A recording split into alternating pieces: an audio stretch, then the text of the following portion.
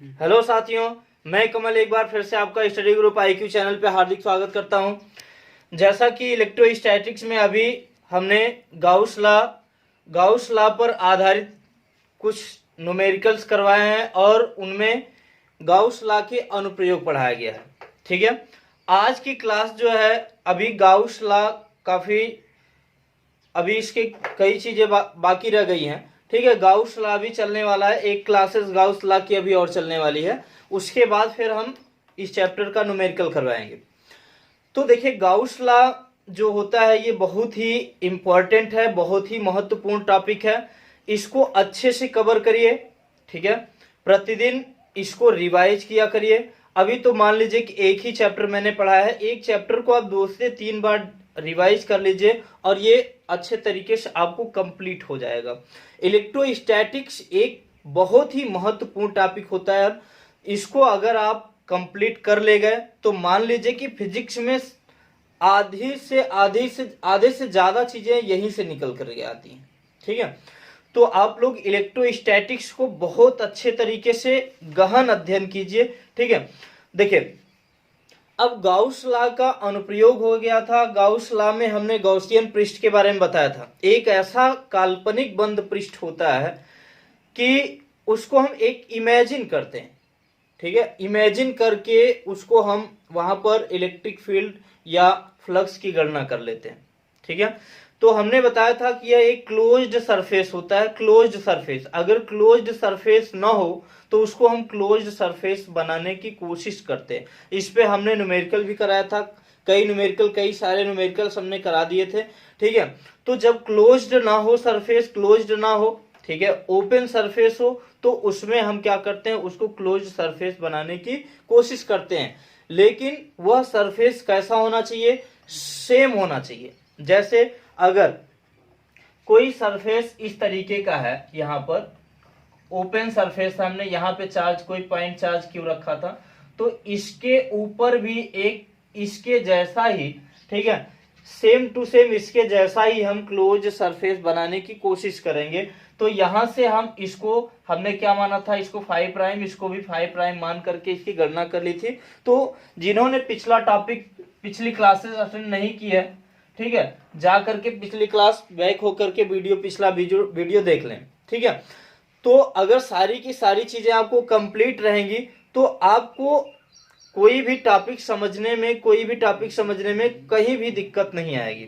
देखिए अब अगला टॉपिक हम देखते हैं। देखिए, चॉइस ऑफ गॉसेस सरफेस। देखिए, गॉसेस सरफेस का मतलब गॉसियन पृष्ठ का चुनाव हम कैसे करते हैं, कहां पर गॉसियन पृष्ठ हम ले सकते हैं और कहां पर गॉसियन पृष्ठ नहीं ले सकते हैं। ऐसा नहीं है कि प्रत्येक पॉइंट पे हर जगह हम गॉसियन पृष्ठ मान सकते हैं। ठीक है, सपोज यहां पर देखें, यहां पर 2 स्थितियां आती हैं। ठीक है, केवल 2 पॉइंट ऐसे हैं जहां पर हम गॉसियन पृष्ठ ले सकते हैं। पहला हमने लिखा है, eight every point on the surface electric field should be uniform और 0।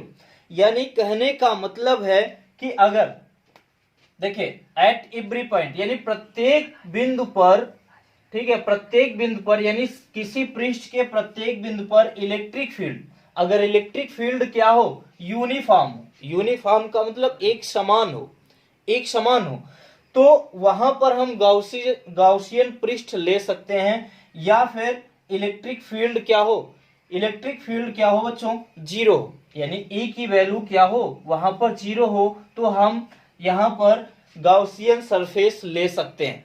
ठीक, या E की वैल्यू क्या हो, कांस्टेंट हो। हमने पहले ही बताया कि कांस्टेंट का मतलब एक समान इलेक्ट्रिक फील्ड। देखिए, जैसे मान लीजिए कि ये कोई सरफेस है, ये कोई पृष्ठ है, ठीक है, तो इनमें जो इलेक्ट्रिक फील्ड लाइन बाहर निकलेंगी, तो जो इलेक्ट्रिक फील्ड होगा इस तरीके से, ठीक है, इलेक्ट्रिक फील्ड इसके परपेंडिकुलर होगा। लेकिन यहां पर क्या होना चाहिए, इलेक्ट्रिक फील्ड यूनिफॉर्म होना चाहिए। यूनिफॉर्म का मतलब एक समान होना चाहिए।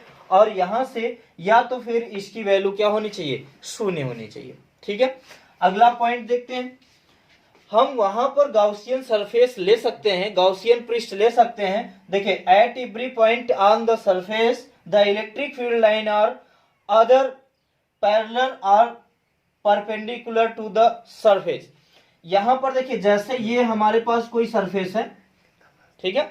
अगर यहाँ पर कोई सरफेस है हमारे पास, तो सरफेस, तो इसकी बात कर रहा है कि इलेक्ट्रिक फील्ड जो होना चाहिए, इलेक्ट्रिक फील्ड लाइन वो सरफेस के क्या होना चाहिए, पैरेलल, यानी इसके एक दूसरे के ये क्या होना चाहिए, ये समांतर होना चाहिए, पैरेलल होना चाहिए। तो यहाँ पर जो इलेक्ट्रिक फील्ड और एरिया वेक्टर के बीच का जो एंगल बनता है वो क्या होना चाहिए, 0 होना चाहिए, ठीक है।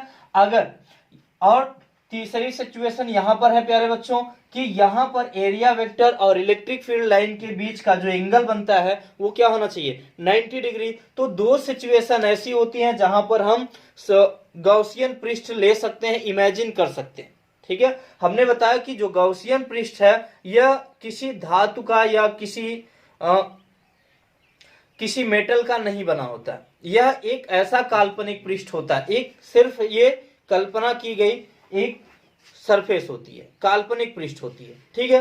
तो समझ में आया, एक बार फिर समझ लीजिए, या तो ई कांस्टेंट होना चाहिए या तो ई इलेक्ट्रिक फील्ड क्या होना चाहिए, शून्य होना चाहिए। यहां पर सेकेंड पोजीशन क्या है, थीटा की वैल्यू, यानी इलेक्ट्रिक फील्ड और एरिया वेक्टर के बीच का जो एंगल होना चाहिए वो क्या होना चाहिए। अब देखिए एरिया वेक्टर हमने क्या बताया था, अगर कोई सरफेस है, जैसे ये हमारे पास कोई सरफेस है, एरिया वेक्टर की बात करें तो एरिया वेक्टर हमारी तरफ होगा, यानी इसके जस्ट परपेंडिकुलर यानी लंबवत होगा। ऐसे अगर यहां पर बात करें तो एरिया वेक्टर इस तरीके से होगा, इसके परपेंडिकुलर होगा। तो अगर एरिया वेक्टर भी इधर है और इलेक्ट्रिक फील्ड भी इधर ही है, तो इसका मतलब है कि इन दोनों एक दूसरे के ये क्या है, पैरेलल है, एक दूसरे के समांतर है, तो इनके बीच का एंगल क्या होगा, 0 होगा। अब देखा जाए यहां पर अगर कोई सरफेस है, इलेक्ट्रिक फील्ड देखिए, इलेक्ट्रिक फील्ड इस डायरेक्शन में है और एरिया वेक्टर इस डायरेक्शन में, तो दोनों के बीच का अगर एंगल 90 डिग्री का होगा, 90 अंश का होगा, तो वहां पर भी हम गॉसियन सरफेस ले सकते हैं। समझ में आया, नेक्स्ट टॉपिक देखते हैं। देखिए यहां पर एक बहुत ही प्यारा सा, बहुत ही अच्छा सा एग्जाम्पल लेकर आया हूं।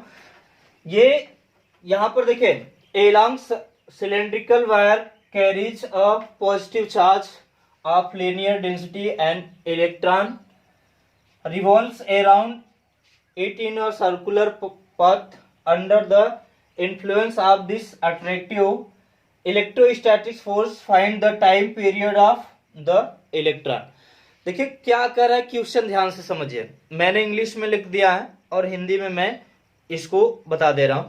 देखिए एक वायर है, ठीक है, एलांग वायर का मतलब एक वायर है जिसकी लेंथ मान लीजिए यल है, तो इसको पॉजिटिव चार्ज दिया गया है। एक वायर है जिसको पॉजिटिव चार्ज दिया गया है, और एक कहने का मतलब एक सिलेंड्रिकल वायर, ठीक है, सिलेंड्रिकल वायर का मतलब एक बेलनाकार तार है, एक बेलनाकार तार है जिसको क्या दिया गया है, पॉजिटिव चार्ज दिया गया है, और इसके चारों ओर एक वृत्ताकार पथ है, ठीक है, एक वृत्ताकार पथ है जिसके यहां पर वृत्ताकार पथ पर इलेक्ट्रॉन इसके चारों ओर क्या लगा रहा है, चक्कर लगा रहा है, ठीक है।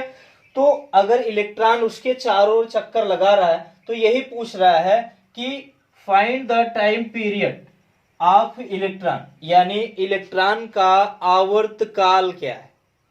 बात समझ में। तो देखिए सबसे पहले अगर यहां से हम देखें, इसके बीच की डिस्टेंस को हम मान लेते हैं आर, स्मॉल आर मान लेते हैं, ठीक है, स्मॉल आर मान लेते हैं, और जो इलेक्ट्रॉन इसके चारों ओर मूव कर रहा है, गति कर रहा है, मान लेते हैं कि उसकी वेलोसिटी या वेग क्या रहा होगा, v रहा होगा। तो इलेक्ट्रॉन जो होता है एक निगेटिव चार्ज होता है, सबको पता है कि इलेक्ट्रॉन निगेटिव चार्ज होता है। कैसे निगेटिव चार्ज आता है उस पर, क्यों निगेटिव चार्ज आता है, ये पहले ही टॉपिक में, यानी पहले ही जैसे ही हमने स्टार्ट किया था, ठीक है, तो पहली ही क्लास में इसको हमने बताया था कि इलेक्ट्रॉन एक निगेटिव पार्टिकल है। इस पे निगेटिव क्यों आता है, कैसे आता है, ठीक है, जिसको क्लियर ना हो पहली वीडियो जाकर के देख लीजिए। तो यहां से अगर ये नेगेटिव चार्ज है तो देखिए यहां पर दो प्रकार के फोर्स कार्य करेंगे। अब दो प्रकार के फोर्स कार्य करेंगे, अब आपको समझ में आता होगा कि एक बार दिमाग में जरूर आया होगा कि यहां पर दो प्रकार के फोर्स कैसे कार्य करेंगे। अगर इस सिलेंड्रिकल वायर को पॉजिटिव चार्ज दिया गया है तो इस पे क्या बनेगी, इलेक्ट्रिक फील्ड बनेगी, इलेक्ट्रिक फील्ड का ही डायरेक्शन होगा कि नहीं होगा, होगा इलेक्ट्रिक फील्ड का डायरेक्शन। उसके बाद तो अगर इसमें पॉजिटिव चार्ज इसको हम दे रहे हैं तो इसके इलेक्ट्रिक फील्ड के डायरेक्शन में एक फोर्स कार्य करेगा और उस फोर्स की वैल्यू क्या होगी, उस फोर्स की वैल्यू क्या होगी यार, Q इंटू ई। यही तो होगा, यही तो होगा, पिछली क्लासेस में हमने बताया इसको। अब देखिए उसके बाद अगर ये इलेक्ट्रॉन मूव कर रहा है तो इलेक्ट्रॉन अगर किसी वृत्ताकार पथ पर चक्कर लगाता है तो उसके कारण जो सेंट्रिपेटल फोर्स होता है, सेंट्रिपेटल फोर्स का मतलब अभिकेंद्रीय बल, वो क्या होता है mv²/r। ठीक है, आपको पता है, क्लास 11th में पढ़ चुके हैं। देखिए अब वो अगर कहा जाए तो इलेक्ट्रिक फील्ड जो है ये निगेटिव चार्ज है, तो निगेटिव चार्ज तो इसमें फोर्स का डायरेक्शन क्या होगा, इसके अपोजिट होगा। लेकिन ये दोनों परिमाण में क्या होंगे, बराबर होंगे। ठीक है, बराबर होंगे। तो यहां से देखिए जो इलेक्ट्रिक फील्ड बनेगी, electric field E equal to क्या होता है, k q lambda divided by क्या, आर। यही तो होता है k q lambda divided by r. तो यहां से इसको हमने प्रूव कराया है पिछले टॉपिक में, पिछली वीडियो में, जस्ट इसके पहले ही क्लास में करवाया था। तो यहां से अगर ये दोनों फोर्स क्या होंगे, बराबर होंगे, यानी ये जो है Fe और Fc ये दोनों क्या होंगे, बराबर होंगे परिमाण में। अगर बराबर होंगे तो इसकी वैल्यू हमारे पास क्या है, Q into E equal to क्या हो जाएगा, mv²/r। यही तो होगा। ठीक है, Q इंटू ई के स्थान पर हम क्या रखेंगे बच्चों, k q lambda upon r equal to mv²/r। तो r से r क्या हो जाएगा, कैंसिल हो जाएगा। यहां लिख दे रहे हैं, देखिए यहां लिखते हैं तो हो जाएगा क्या, क्या हो जाएगा,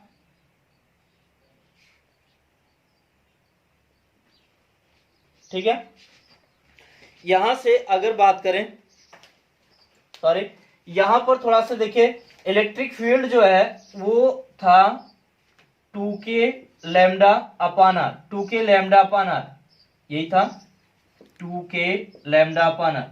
ठीक है, तो पिछले कॉन्सेप्ट में हमने इसको कराया, इस पे एग्जांपल्स भी करवाए हैं। तो E equal to 2k lambda upon r, तो यहां से रख देंगे E के स्थान पर 2k lambda upon r, R से R क्या हो जाएगा, कैंसिल हो जाएगा। तो बचा क्या कि Q 2k लेमडा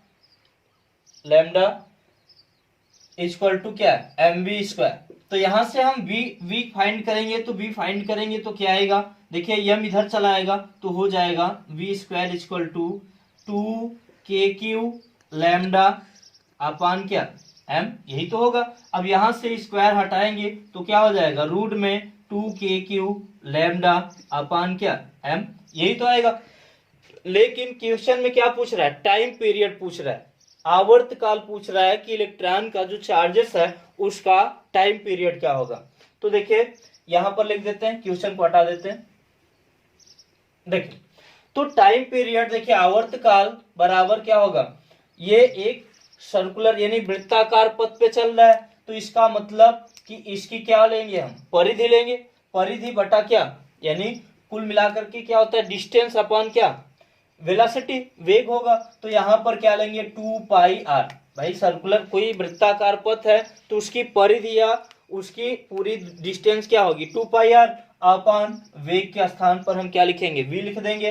तो t इक्वल टू क्या आ जाएगा, 2πr अपान v की वैल्यू हम फाइंड कर चुके हैं, अंडर रूट 2kq लैम्डा अपान क्या m, यही तो होगा। अब यहां से इसको क्या करते हैं, व्यवस्थित कर लेते हैं। देखिए यहां पर ये हो जाएगा t इक्वल टू, ये यहां से इसको देखें, अगर इनको कैंसिल आउट करें तो इसको इस तरीके से m को ऊपर लिख लेते हैं तो हो जाएगा क्या, 2π, ठीक है 2πr अंडर रूट m अपान 2kq लैम्डा, यही होगा। अब देखें अगर यहां से या इतने पर भी कर सकते हैं, अगर बढ़ाना चाहे तो 2 से 2 कैंसिल हो जाएगा, बाकी और तो कोई कैंसिल होगा नहीं, तो इतने पर ही तो यहाँ पर इलेक्ट्रॉन का जो टाइम पीरियड होगा वो कितना होगा बच्चों, 2πr रूट में m/2k q इंटू लैम्डा। यहाँ पर k क्या है, k एक कांस्टेंट है जिसकी वैल्यू क्या होती है 1/4πε0 और इसकी वैल्यू होती है 9 × 10⁹ याद रखिएगा, हमने इसको अच्छे तरीके से पढ़ाया है, इसको बताया भी है किस तरीके से ये आता है। ठीक है, नेक्स्ट टॉपिक देखते हैं। देखें, ये भी बहुत ही महत्वपूर्ण टॉपिक है बच्चों, ध्यान से देखें। एक समान आवेशित अनंत समतल चादर के कारण विद्युत क्षेत्र, इलेक्ट्रिक फील्ड, इसके कारण कितनी इलेक्ट्रिक फील्ड बनेगी। इंग्लिश में electric field due to uniform infinite sheet. देखें, अनंत समतल चादर के कारण इलेक्ट्रिक फील्ड कितनी बनेगी। एक हमारे पास इस टाइप की, जैसे ये ऐसे, देखिए ये चादर है और इसको क्या किया गया, समान रूप से आवेशित किया गया है, इसको प्लस चार्ज दिया गया है। ठीक है, इसको हमने आवेशित किया।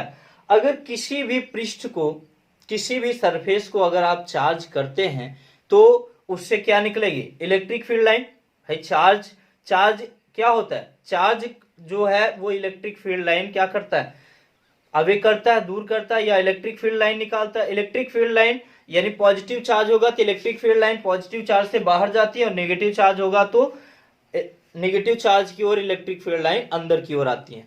ठीक है, तो यहां से इसका कॉन्सेप्ट देखते हैं। कॉन्सेप्ट समझिए क्या है। कॉन्सेप्ट, इसको अगर देखा जाए तो हमने पिछली क्लासेस में हमने बताया था कि अगर कोई सिलेंड्रिकल सरफेस हो तो उसमें से जो फ्लक्स निकलता है, अगर यहां से देखें ये,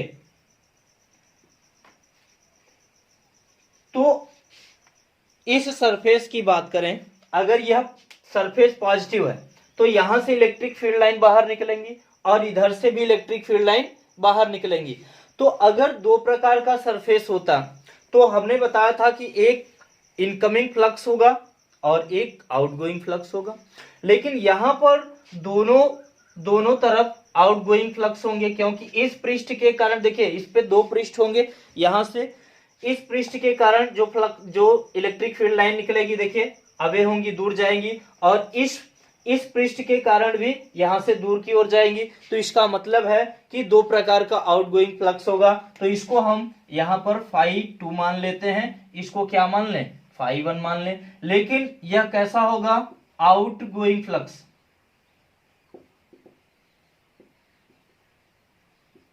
ठीक है, और ये भी क्या होगा, आउटगोइंग फ्लक्स।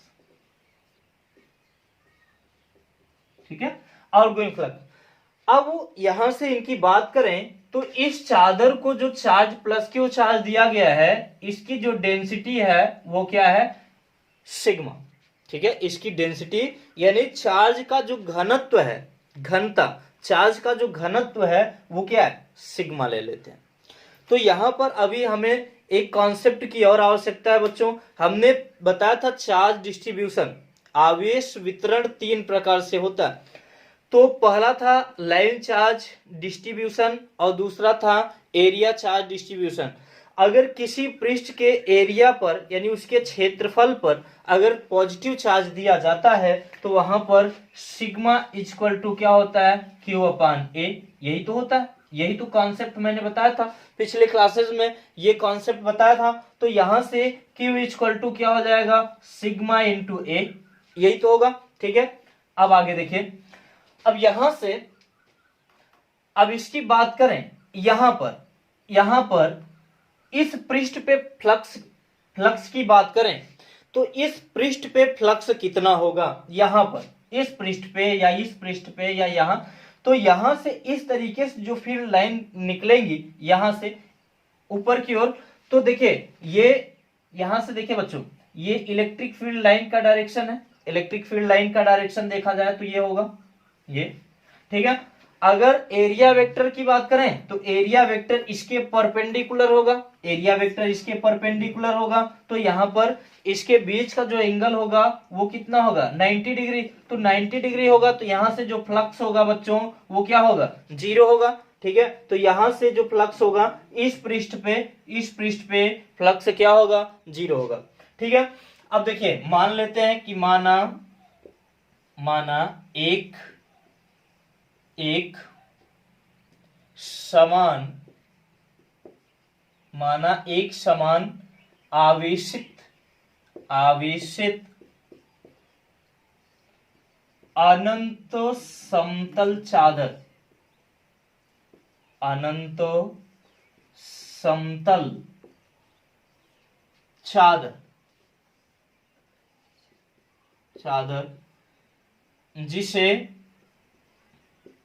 जिसे प्लस क्यू आवेश दिया गया है, जिसका पृष्ठ आवेश घनत्व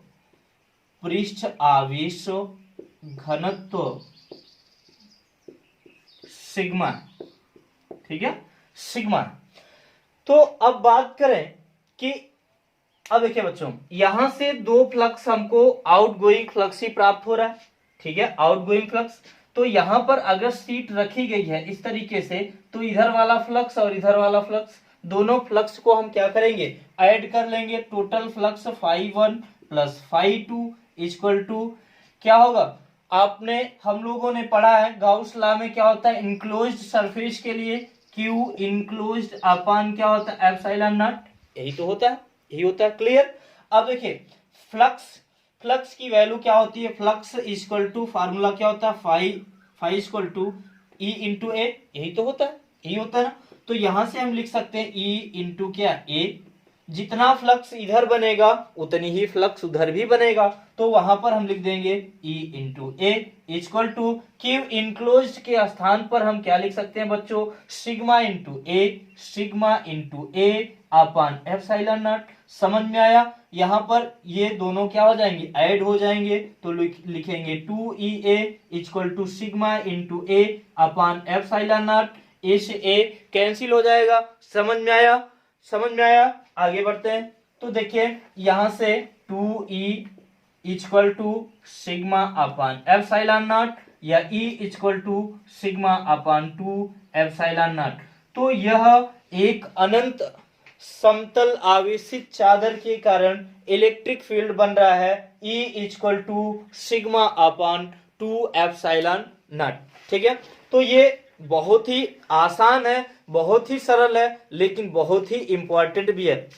देखिए गाउस लॉ के जितने भी अनुप्रयोग हैं उनको तो आप बिल्कुल भी छोड़िएगा मत, क्योंकि ये बहुत इंपॉर्टेंट है, बहुत ज्यादा कई बार पूछा जा चुका है और ये पूछा जाता ही रहता है। तो इसको आप बिल्कुल भी इसको इग्नोर नहीं करेंगे। ठीक है बच्चों, नेक्स्ट टॉपिक देखते हैं।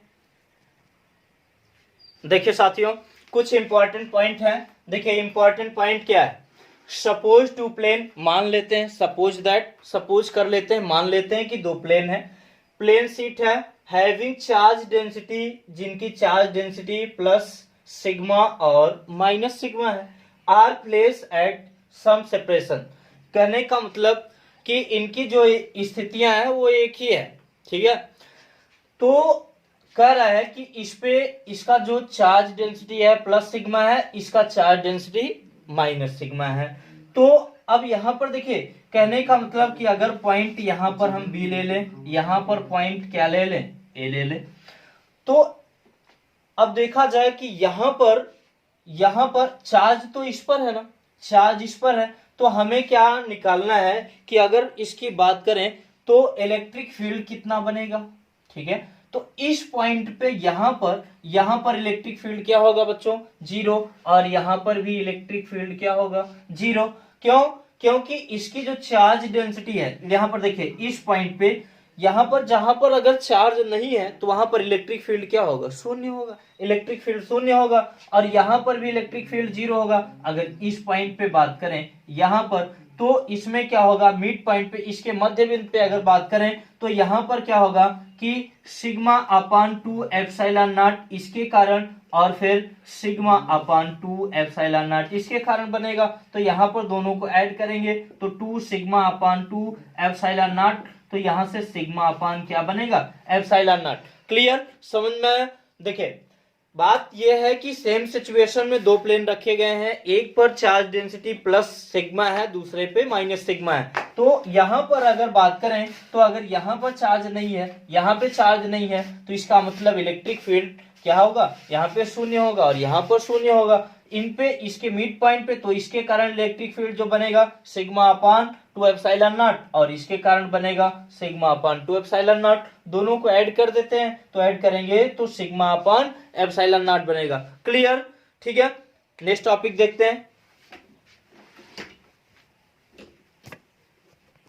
देखिए नेक्स्ट टॉपिक है electric field near a charge conducting surface. एक कंडक्टिंग सरफेस है, यानी एक चालक पृष्ठ है, तो चालक पृष्ठ के कारण कितनी इलेक्ट्रिक फील्ड बनेगी। देखिए बच्चों, यहां पर दो सरफेसेस हैं, एक इस तरीके से देखे ऐसे, एक इधर है एक इधर, ठीक है, यानी यहां पर दो पृष्ठ है। एक को हम क्या मान लेते हैं, ए बी सी डी, और दूसरे को पी क्यू आर एस मान लेते हैं। ठीक है, तो यहां पर इस तरीके से दो पृष्ठ रखे गए हैं, दो पृष्ठ हैं, तो इनके कारण इलेक्ट्रिक फील्ड कितनी बनेगी। तो हमने इलेक्ट्रिक फील्ड की बात की। तो अब देखिए यहां पर जो है ये भी आउटगोइंग फ्लक्स होगा और इधर भी आउटगोइंग फ्लक्स होगा, समझ में आया। तो यहां से अभी हमने क्या किया था, φ1 प्लस φ2 की वैल्यू हमने क्या प्राप्त किया था, E इंटू ए। लेकिन यहां पर कितने पृष्ठ हैं, दो पृष्ठ हैं, तो एक का एरिया क्या है, एरिया यहां पर ए है, तो दूसरे का भी एरिया ए होगा। तो यहां से उसको हम क्या ले लेते हैं, 2a। तो यहां से सिग्मा इंटू ये भी क्या हो जाएगा, 2a अपान क्या होगा बच्चों, एप्सिलॉन नॉट। तो यहां से क्या हो जाएगा, ये कैंसिल हो जाएगा, तो E इक्वल टू क्या होगा, sigma upon epsilon naught. Understood or not? यहाँ पे देखिए बहुत ही अच्छा टॉपिक है, बहुत ही अच्छे तरीके से कराऊंगा। ठीक है, तो देखिए ये यहां पर हमको क्या करना था कि अगर कंडक्टिंग सरफेस है, कोई चालक पृष्ठ है, तो उसके कारण इलेक्ट्रिक फील्ड कितना बनेगा। तो यहां पर हमने देखा कि यह भी आउटगोइंग फ्लक्स था, यह भी आउटगोइंग फ्लक्स था। ठीक है, दोनों को ऐड करेंगे तो वैल्यू इनकी क्या हो जाएगी, ई। तो यहां से क्या हो जाएगा, यहां से लेंगे तो E इंटू क्या हो जाएगा, 2a, यानी दो पृष्ठ है तो इनका एरिया 2a हो जाएगा। यहां से सिग्मा इंटू 2a अपान क्या हो जाएगा बच्चों, एप्सिलॉन नॉट। तो यहां से जो कटता था वो काट दिए, बच रहा है E equal to sigma upon epsilon naught. ठीक है, नेक्स्ट टॉपिक देखते हैं। देखिए अगला जो है गॉस का अनुप्रयोग। अब यहाँ पर हमने क्या लिया है, एक समान आवेशित पतले गोलीय खोल के कारण वैद्युत क्षेत्र। अब खोल के बाहर और खोल के भीतर हम देखेंगे, यहां पर दो केसेस आती हैं, एक खोल के बाहर इलेक्ट्रिक फील्ड निकालना होता है, एक खोल के भीतर। ठीक है, तो ये भी बहुत ही महत्वपूर्ण टॉपिक है। मैंने क्या बताया कि जितना गॉस के अनुप्रयोग जितने भी हैं वो बहुत इंपॉर्टेंट है, सबको याद रखना है।